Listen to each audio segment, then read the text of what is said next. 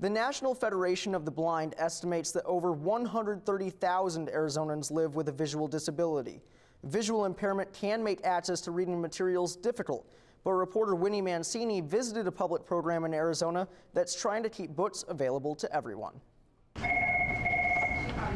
Arizona State Talking Book Library, may I help you? The floor plan of this Phoenix library looks a little different than most. The collection here is digital. It is definitely a big part of my life. I spend a lot of time reading and I enjoy reading. Longtime patron of the Talking Book Library, Frank Vance lost his sight at age 15. He reads about 5 books a month with his ears. These days, with the digital technology, it's a more accessible service than ever before. The Arizona Braille and Talking Book Library provides free players and books to anyone with a visual or physical impairment that makes typical books too difficult. 2,000 titles go out per day to patrons all over the state. True, they're done.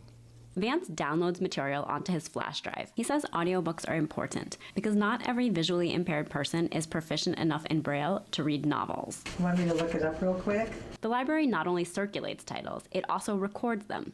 Volunteer narrators and directors voice local interest materials with an Arizona connection. Library director Linda Montgomery says she hopes more eligible patrons will start listening and downloading. We reach about 10,000 individuals in Arizona every year, but there are a lot of people who just don't know the program is available. Vance agrees that for himself and other visually impaired persons, the library is a great resource. It just makes a big difference because they then can read a lot of material that can teach them more about living independently with vision loss. With digital books and some help from Drew, Vance keeps expanding his view of the world.